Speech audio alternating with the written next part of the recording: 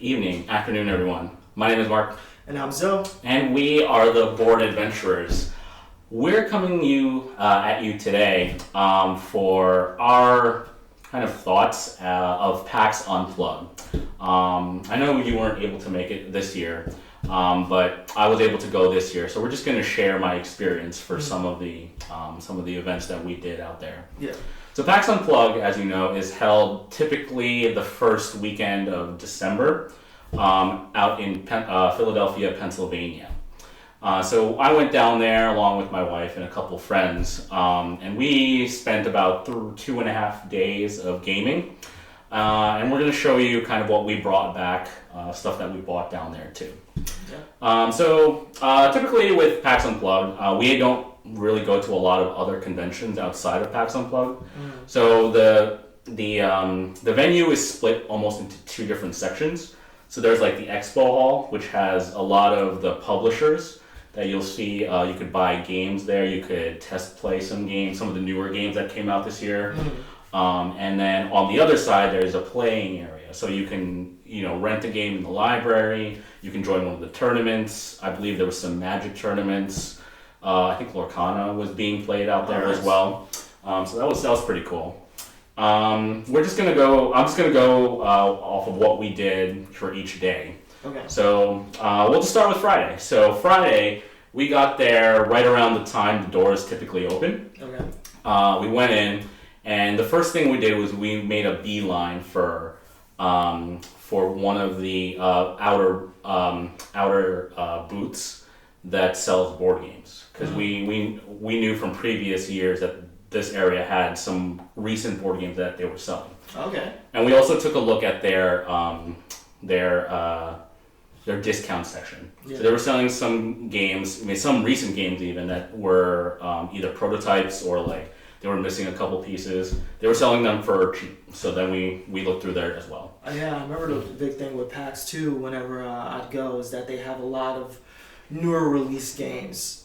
And some games that haven't hit market. I remember I bought Merchants of the Dark Road before it got to like retail. Oh yeah, you did buy that. So yeah, that was a big thing with PAX. If you do this ever go in the future, kind of that Friday, hit those vendors if you're looking for specific games. Yeah, and then like you can even test play some of those games. So like there's like a first look section. They'll give you a setup of the game. Yeah. And then you could try out some of the games. So that's actually what we went to next. It was on that, we immediately went to the first look section. We kind of walked through, and we sat down for a game called Battle of Versailles. Battle of Versailles. It's a 2-player game. It's about it's like you have a runway set up, and you're France playing against America in like a fashion modeling dress type of game. I'm in. Yeah, so you're trying to play dresses out to try to get influence. Influence so that you can flip over some of these tiles that are on the outer side. Yeah. So for America, you have a lot of effects that give you abilities to like take things off the board, and for France, your dresses already come with a lot of prestige. So you're already scoring high. Yeah. But for the Americans, you don't. Every time you play out a dress, you have to replace your dress out. Oh, okay. Whereas for France, you can stack your dresses, and your prestige just grows for each one. Oh, okay. What do you think of it? I think, not to like jump too far ahead, but it was probably the best game I had played at PAX. Nice. Those 3 days. And we didn't really play a lot of new games. We played a couple new ones, but we kind of were introducing some of our friends to games that we had already played, and then trying out some ones we were thinking. Okay. But Battle of Versailles was very good. I was very surprised about the mechanics for it, because one of the ways that the French can win is if they get these flags, and so there's 15 flags out there. Yeah. On some of this on the sideboard. Yeah. And whenever you get to this prestige like part of the runway, you can take one of those little tiles, and some of them have flags on them. Okay. That's one of the ways that the French can win. Yeah. For the Americans, one of the ways that they could win, which I was going for, was that you had to get 7 different celebrities out on the board. So there's this like piece right below your prestige area where you can put put celebrities. Yeah. And they have, wherever you put the card has a certain effect on it. And then you could take the effect of that, that spot. If you ever put all 7 out, like if you have 7 just of your own celebrities, you automatically win the game. And I was almost at that point, but then I ran to the point where I ran out of celebrities in my deck. Who puts this game out? I don't know. I'm gonna have to check. We'll have to put it down in the down below right now. You'll see it right here. Yeah, but I don't know. But they were pretty good. I really enjoyed that one. Yeah, this sounds up my alley. So this might be going on my potential list. Yeah, I think you would like it actually. Yeah. The way kind of like it kind of has a slight Caper Europe type of feel to it. Okay. But I think I might like this a little bit better. Okay, interesting. But we'll see what it does when we get it around. So then after that, we walked around a little bit more. We spent Friday kind of introducing our friends to some games that we've already played. We played a lot of Sea Salt and Paper. We brought that ourselves just because it's an easy game to kind of bring around and just play. Yeah. That was about our Friday. We just spent the day mostly gaming. Saturday we came in. We did the usual walk around. We're here to just I took some videos. I'll probably add them to this video as well. Yeah. We sat down again. We went to the library. We played a game called The Key. Okay. It's like I think it's Murder at the Golf Resort or something like that. It's a game where you have a whole bunch of cards out on the board, and you're trying to you're drawing cards, and they give you the clue as to who killed who at what time. And it's kind of like almost like a matching kind of game where okay, I know the kid with the blonde hair killed someone at 10:15. So now it's like, okay, now I can cross off the other 2 at that time, and then I'll go to the next one. Okay, what was his escape vehicle? Was it green? Was it red? Was it blue? And then it was like, where did he kill this person? Okay, he killed him at this location. And the clues are sometimes a little harder to grasp. There's one where they give you a stopwatch, a watch face, and they kind of almost cut part of the watch off so that it tells you only what time, 1 of 2 times it could be. Yeah. Those are a little harder ones to kind of grasp, but it was pretty decent. It's kind of like a deduction-y kind of game, like a race deduction. Yeah. Kind of like if you had Search for Planet X, if it's free for all almost. Oh, it's okay. It's a free for all game. Yeah. Got it. Okay. Yeah. And then after that, Jen and I played Ancient Knowledge. That one's by Yellow. So I was pretty excited for this game, and it's a game where you have you have a whole bunch of cards. And then you have a board where on top of your board you can play 3 different types of colors, like a blue, green, or orange, and they have different effects. Along with that, on your board you can play up to 6, I think it's up to 6 artifacts on your board. Yeah. And they give you their own abilities. And the whole idea is that your buildings or your structures are going to decay over time, and when you place them on the board, they have a certain amount of knowledge on there. Okay. Though that knowledge needs to get removed from there before it hits the end of the track. Otherwise, it's lost knowledge, and that becomes negative points for you at the end of the game. Got it. You can choose to let it, cross over and get those negative points, because there are cards that kind of hyper remove those knowledge tokens for you.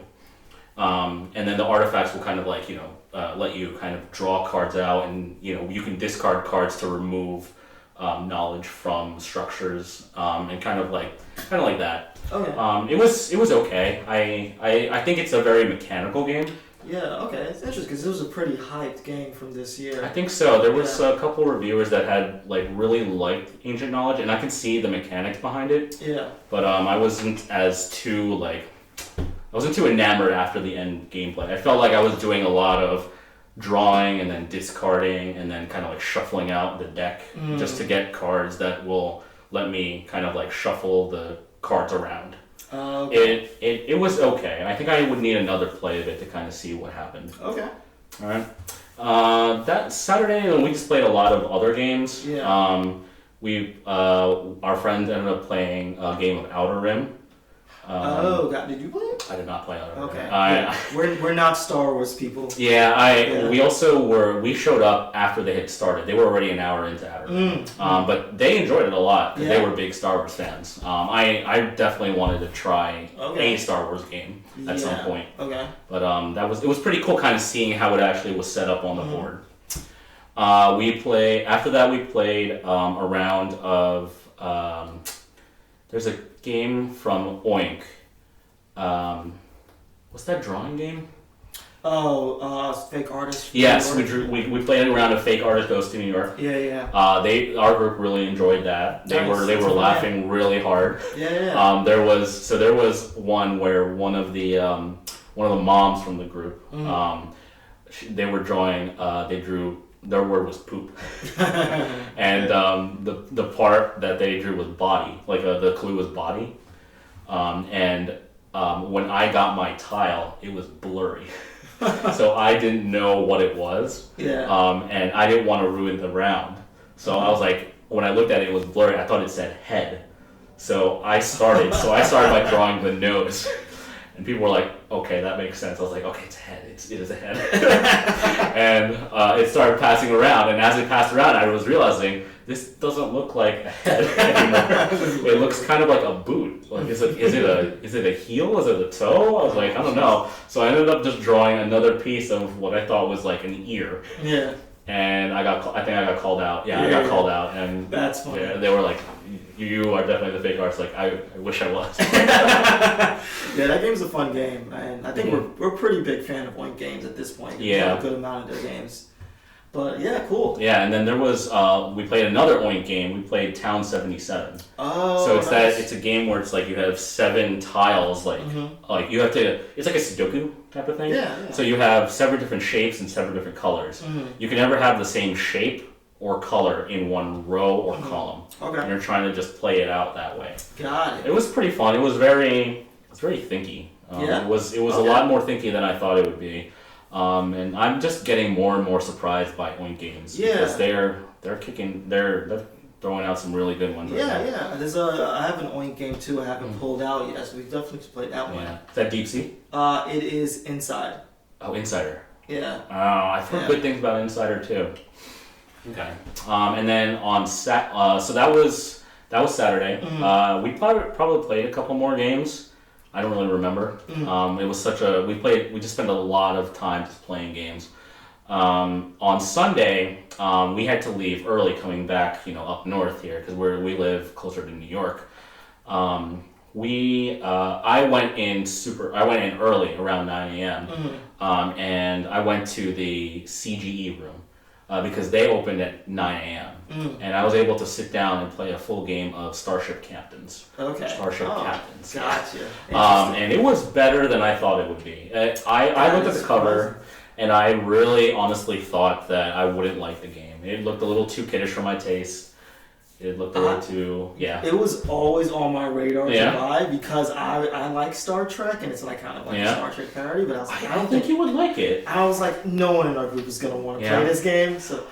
I would play it. I mean, I think I would play it. I don't know if I would own it, but I definitely would play it again. The cool thing about it is that you have these like 3 different types of workers. You have blue, red, and yellow, and they do different things. Like blue lets you take technologies off of the track. Red lets you move on the board, and yellow lets you fight pirates. And then you use it in combination with there's a board there. You can move from planet to planet. Okay. And whenever you finish a mission on a planet, you need to spend, workers. If the workers match the boxes on the card, you get the bonus that's associated with it. Okay. So that mission sometimes it'll give you and then on the side of the board, there's 3 different tracks. There's a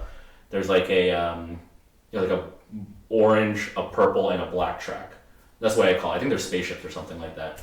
But you want to try to do a rotation around the board because that'll give you 5 victory points. Okay. And then every section that you cross into, you get another 1 victory point. So and whenever you move to a certain spot or past a certain spot, you get another ability. So it's kind of like comboing abilities around a little track and then comboing everything on the board. It was pretty enjoyable. And we finished in about an hour and a half, which was great because I had to leave immediately after. Yeah.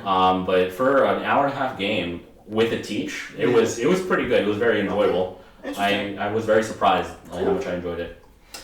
All right, so let's get to the meat of this video. I'm going to talk about what we ended up buying from here. From PAX. And it's not as much as you think it is, because this is just stuff that we're spending out of our own pocket. But there's just stuff that we were interested in, and we wanted to like get it, we just want to get it there because we saw it there. Yep. Alright, so we mentioned on Friday that we stopped by the discount section. So that's where we bought this game. So we bought Terra Mystica. Terra Mystica? Yeah. I did not know you were interested in this game. Yeah, I didn't know I was interested in this game either. So it was actually pretty cheap. It was only $40 for almost new. Considering we've seen this game for much higher at our local board game store. When we saw it, and granted, I saw maybe 5 or 6 games that I was very tempted to buy. I ended up with just one, and I figured Terra Mystica might be the one. Terra Mystica? Yeah, I don't know. I was interested in Terra Nova, which came out last year. Terra Mystica is kind of, what I've heard is what Terra Nova is based off of. But I always like the elemental type of games. Anything that deals with elemental things like fire and water and air, like that kind of like gets me right away. Mm-hmm. So I'm really excited about trying to play this and hopefully tabling this. But yeah, that's Terra Mystica. Yeah. Good stuff. Yeah. Yep. All right. And then let's see. So again, I'm a fan of, if you see right here, this is a game called Summoner Wars, and I love getting these packs. I have all of them right now. So I had to buy these last two. So this is the Crimson Order. Is it vampires? I believe so. I think from what I had seen off of possibly Dice Tower, Crimson Order is you're sacrificing your own blood or your own health to do something. And I haven't heard about this one, the Mountain Vargath. I don't think I've seen this being talked about. But I looked at it and I was like, oh, I'm definitely down for mountain goats. I think that to me, like that's kind of cool. Yeah, we need to get more Summoner Wars played. Yeah. You got so many packs now. I know. I think I played through most of Summoner Wars, but every time a new pack comes out, I'm gonna get it because I just love Summoner Wars. Nice. Good stuff. My wife's sister lives out in Korea, and usually when we like a certain game, we usually think that she's going to like a certain game. So we ended up buying another copy of Boop. So Boop is a 2-player game where you're booping cats. Boop, boop, boop. And when we went to Dice Tower East in July, we really liked this game. In fact, my wife really enjoyed playing this. We played like almost 4 to 5 times. So we decided to get her sister a copy of this. So we have this might be for your son. Oh. So we got a kids game. We got Animal Upon Animal. So we don't know much about this game, but it's kind of like an animal stacking game from what we see in the back. We have, it looks like you have orangutans and is that a snake? It looks like a snake, a penguin. We think and my wife is a teacher, so we're thinking maybe either she'll take this to school, she'll use this to play with the kids, or we could always just keep that in the off chance that someone in our family wants to play with their child. So that's Animal Upon Animal. Nice. Yeah. All right. There's more. Oh, there's more. There is more. We stopped by. We don't have a lot of upgrades when it comes to our games. And one of the things that we knew we were lacking is a dice tray. So we got a couple dice trays. Oh, good stuff. Yeah, so more recently, we've been coming to terms that we are starting to like dice placement, dice kind of games. And we definitely need a dice tray to, kind of like... We do. We throw a lot of our dice just gets rolled off the table just so fast. I think we definitely need these just to get like a little section off That's of a good point. I probably need to invest in that myself. Yeah. Mm-hmm. Oh, we should have gotten you one. Nah, All right. Next time. All right. along with that, okay, so we're gonna get into the game that I'm most excited about right now. All right, so there was a game this year that I don't think it got a lot of hype. It didn't get a lot of hype from a lot of people, but when I heard about it, it kind of clicked with me because I'm a fan of Wordle type games. Oh, wow. All right. And this is a game where it's like you're trying to determine which of the kids in your class is playing hooky. Nice. So we found this at one of the side booths, and this is one of the games that I was really looking for early in the year. And it's like a word game where you're trying to figure out who's missing in the class, and each of the kids has like a letter in their name associated with it. I believe, so we haven't played this yet, but so each person is going to get a certain amount of cards, and you are going to give them a word. They're going to tell you how many of the children in that word they have in their hand. I think it's like just a number. Yeah. That's as far as I know. We'll have to get around to playing it, but I'm excited to get this to the table because I think we're gonna like this as part of our group. Yeah, I think so too. All right. Cool. Is that it? No, there's two more. So we're gonna state this outright. We are big fans of Earth from Inside Up Games, and obviously they had a booth there. And we got to the point, or I got to the point, where I realized I need to find a better way to kind of organize Earth into what I have. So I got one of these Earth organizers. Oh, okay, cool. Yeah, so it's going to organize Earth for, all the stuff that we have. We definitely really like it to the point we're going to play this a lot. Yeah. And along with that, we also got playmats for Earth. Oh. So let's pull these out because I saw this and I was very excited for it. Oh, I don't have it. Hold on, piece by piece. Yeah, I got you. We stopped by the booth and we're like, oh, the playmats look kind of cool, but maybe like 2 or 3 of them really stood out to us. We wanted to see if we could just buy 2 of them. When we thought about it, just even a little further in, we thought to ourselves, okay, we should just shell out for these because we love Earth so much that we just want to get these. And like, I just really like the way some of these look. So like there's 5 of them, and like they give you some of these are really cool. They give you the grid that they can place out, this 4x4, and there's 5 different ones, so there's one for each player. And then they come in just like really cool colors. I really like the Aurora Borealis one. Like that to me is legit.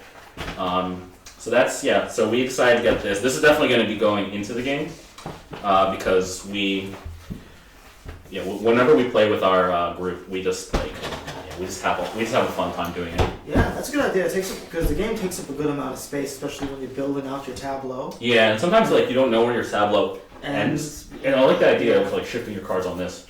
Yeah, no, this is a great idea. These are great. I know, the back of them I think looks really, really nice. I love the look of them. Yeah. Cool. Alright. Good stuff. And the final game that we have, I have one more game. This is the game that I was looking for the entire con, I guess you could say. I didn't get to play it because it was always busy whenever I stopped by the booth. But I just went and bought it. This is a game from Arcane Wonders, and then it's called World Wonders. Oh! So World Wonders, it was a game that I had heard a decent amount of good things for. I like the idea of polyominoes. I like the idea of action point systems. Yeah. And then I'm a big traveler. I love seeing some of these pieces that some of them I've been to just on a board. So this was almost an immediate buy for me. So we bought this I think on Friday. Nice. So so that's really that's the last thing we bought. But Pax definitely had a lot of cool stuff in there. I will say we did stop by the I forget the publisher, but they published Distilled. Oh, okay. We learned a very minor or very beginner way of playing Distilled. I wish we had kind of gotten around to playing a full round of it, but it looked really cool. And they were also demoing their next game. I forgot what it's called. It's a music game. I don't know what it's called, but we'll put that here on in the description too. Yeah. Cool. Nice. And Distilled is definitely a game that's on my list, so I'll definitely keep an eye out on that game. Yeah. Cool. Yeah, I think after the hype that I've seen for it, Distilled might be on my list now too. Nice. Good stuff. Yeah. So that was PAX Unplugged. We'll definitely be going to more of these throughout the year, but yeah. Otherwise, we're the Board Adventurers. I'm Mark. I'm Zoe. And we'll see you. Just walked into PAX on day one. We're here on Friday night. The expo hall is closed over there. We're heading over to the library to play some games past this giant store over here. I'm going to create, so I'm going to do this. I'm going to add 3 to here. And I immediately create 1. So I'm gonna... Let's fly about.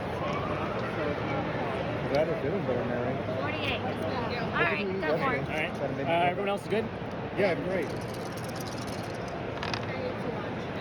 Another 6.